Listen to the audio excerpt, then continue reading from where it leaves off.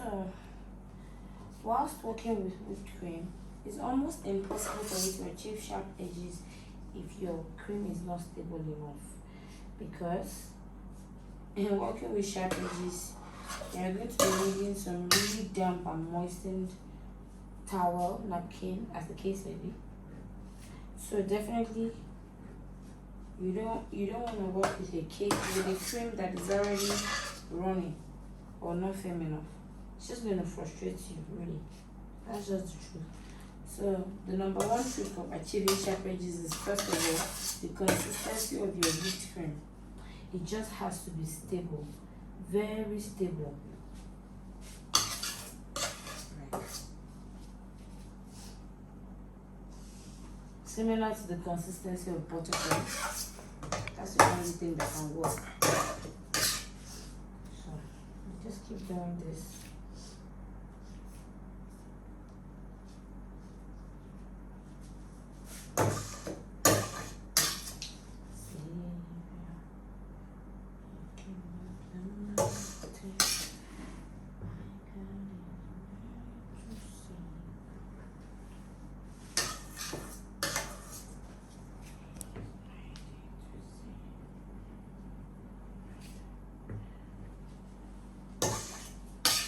However, in applying this cream on your cake side, if your cake is extremely tall, this is just about 10 inches high. So peradventure you have a cake that is a lot higher and I wouldn't go fit through the dimension of your palette knife, then you might be forced to do the piping technique, like pipe around the sides of the cake, and then you use the palette knife to smoothen it out. Before you now use your smooth scraper to achieve the sides. Okay, so now I'm done covering the cake with a white cream. So you have to note that even if you want to have like a marbling technique on your cake, you always need to have like a blank canvas. Then you can now work with marbling after you scrape it the first or the second time. So if you watch this video closely, you notice that when I'm running the scraper around the sides of the cake, you're going to notice that you see some parts where it seems like there isn't enough cream. So those are the parts that I will now add the yellow. Okay, so definitely if you're just going to be one colored, I will still add up some cream to those parts in the same color. But because I'm going to get the marble tone today, that's why we still have this one here. I haven't touched it at all. So we're done working with this.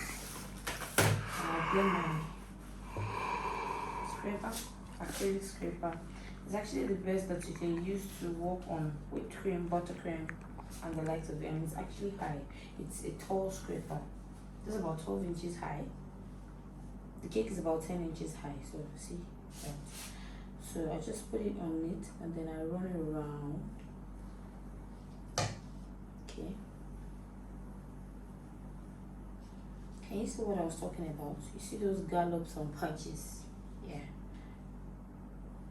So this is the first time I'm going around it. And it depends on how you want your marbled effect to look. It depends on if you want it to get all the way to the top, or you want it just round sides, or you don't want it to touch the edges. As for me today, I'm actually working in no particular order, but because for the design I'm thinking to make it, anything will go well. I'm trying to make sure my edges are already well filled, so I don't really have to put the yellow at that point. So when I want to put the yellow now, I would now work with all these parts that feel not smooth, like here, for instance. So at this point, I get,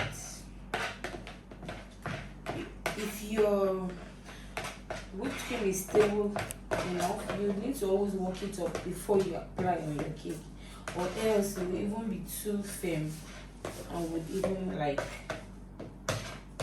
not spread out like evenly enough, and will have like a rough textured finishing. So see, that's why the fact that I'm working this to make it more pliable and to be able to manage it better doesn't mean it's going to lose its shape or stability. As you see, still standing. Right, so and I'll just, it depends on how steady your hands are. For some people at this point, they would use an offset spatula, the bent one, so that they don't get to stain another part of their cake that they don't want the colored cream to get on. But I will just be working with what I've been working with from time, so that that's just what I'm doing.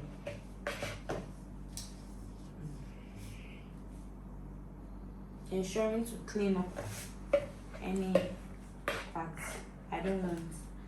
I'll clean off the palette knife so I don't get a stain where I don't want it to be. So.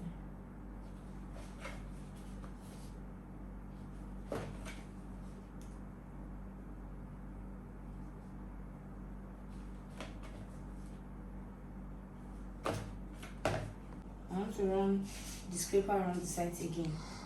So, same way I did the first time. Make sure the scraper is resting on the body of the cake, both top and bottom. So your hands, it can have like a clean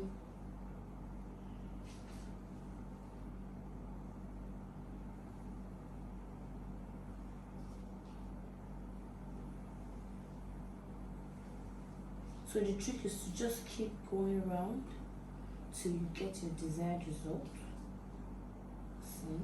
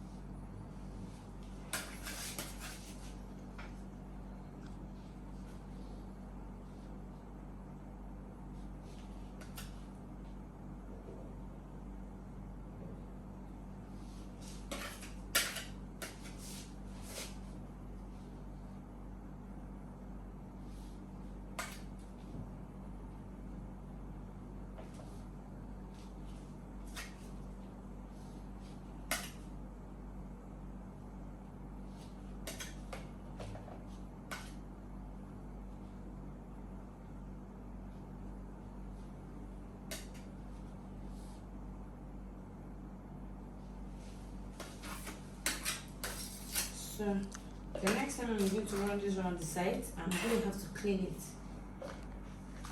it. So here's a damp towel, napkin. Clean it. Make sure it's not a dry one, okay? Because the dampness on this is going to make it like glide around the sides of the cake more easily as against if you use it very dry. This is damp. Good, yeah. See that now? I think it's taking shape.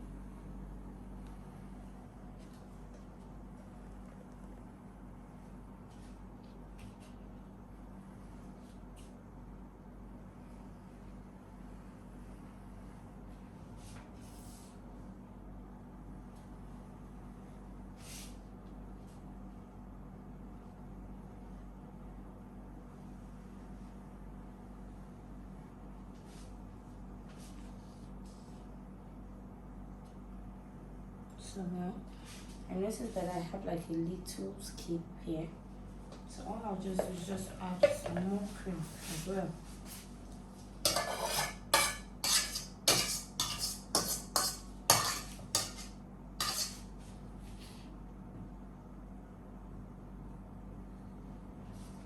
You don't keep running around.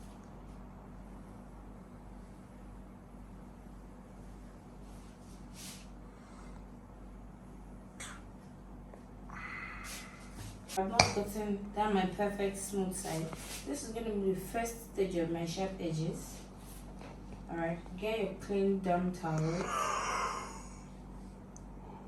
Then for every time you take out any cream from the edge, you put the excess back in the container and then you clean it. Make sure your towel is damp. When your towel is damp, like I said, it gives this a little bit of a moist surface, makes it easy to glide, and gives you better chances of achieving sharp edges. So when I go the first time, because the more you run the scraper around the side of the cake, the more you have some, the excess on the edge. So the more you keep doing that, the harder it is to get your edges. So I'll take out all of this first. So by the time I'm running around the sides again, then I would have just a bit of an excess for me to now work on the final stage of the edges. So there you have it. So I go start from the highest part and always start from behind so that the sequence can follow the pattern all the way around without having like a stop. So yeah, just go like this. See, now in achieving your sharp edges, you're not going to press down the edges like for the cake to become sloppy by the edges. It's just like a feather like stroke for every time. So you go, you hold it like this, you go like this. See? So when you're done with that part, for instance, now you don't do this place and then jump to the front. You have to follow the pattern. Once you're done with that part, you move to the next closest point and repeat the process. Always clean. Don't forget to always clean, because if you don't clean, this is what's going to happen. When you get any excess off the edges like this, and then you don't clean it up and then you put it on that spot, it means you're even adding to the trim on that point. So always clean it out every time. Every single time. Clean again. So I hope my edges are not sharp enough now, but this is the first step. Because don't forget, I'm still going to run this around the side one more time, or 2 more times, or thereabouts. A few more times. So, see it. Ordinarily, I could stop at this point, but because I don't have my sides as smooth as I want it to look, definitely when you run around the sides again, there will be some that will pop up again now. So it's almost natural for you to want to come back to it. So see how I'm taking my time to do it. Achieving sharp edges is not actually something to rush. It's not something that will take a lot of your time though, but it needs patience and steady hands. Like your hands have to be steady. I'm just teaching you how I achieve my own sharp edges. So feel free to, if you already have a pattern that you use, feel free to take away and add. In any case, whatever works for you. But like I always say in all my videos, whatever you want to do that works has to be in line with what is relatable. So I don't want to go around it again for now.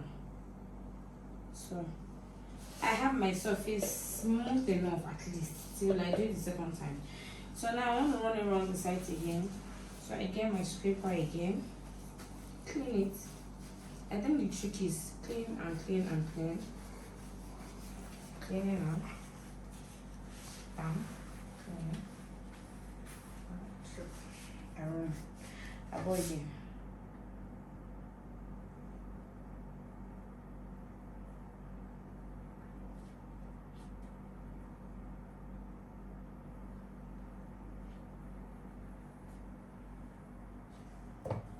So after this, I think we're good.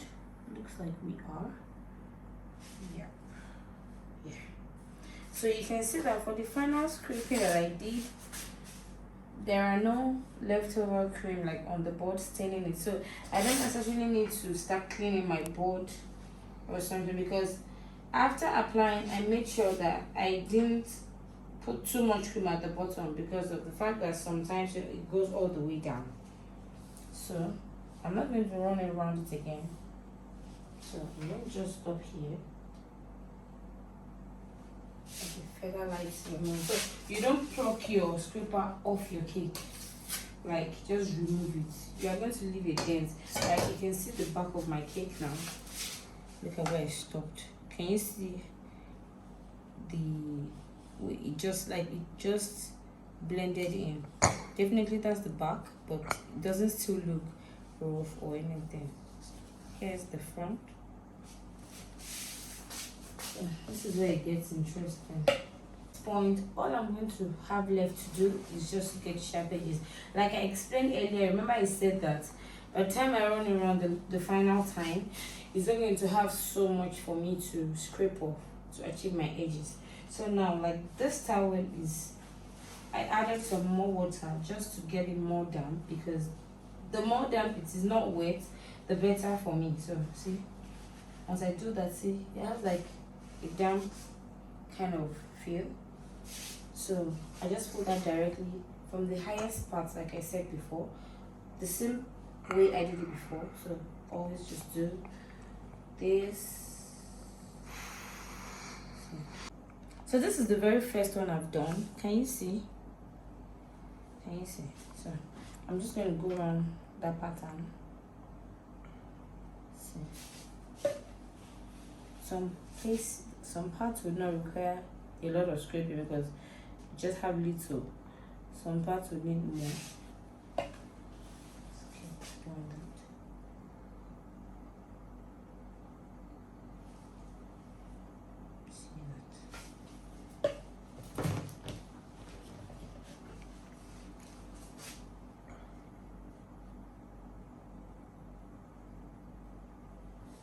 At this point, you need to be very careful in getting your sharp edges so that you don't press on your cake too much and then it comes out again. Like, you know how the cream cannot come out like an excess. When that happens, what's going to be what will happen then will be you need to run around the sides again. And at a point, you don't really want to keep running your scraper around the sides of your cake so that you don't really stress the cream. So this is where I'm the most careful. See, I'm trying to get my edges, but I'm trying not to let it skip out.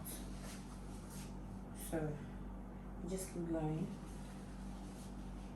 See, I'm using the towel. So it's nothing. It's not much of a big deal. Just the technique and the simple truth to it. I actually discovered this trick while I was working with whipped cream over time. So nobody taught me, because you know how it is when you work with something and then you need to just discover what makes your work better. Initially, I just used to scrape it off with my clean spatula or palette knife, as the case may be. But after some time, it was just logical for me. I was like, oh, okay. When the environment is actually very cool, you know, there's this firmness that adds to the cream if your environment is cool. So you need something a bit damp so that there will be like a reaction, like a bit damp. I'll show you what the cream looks like after scraping everything, so you can see what I'm taking off.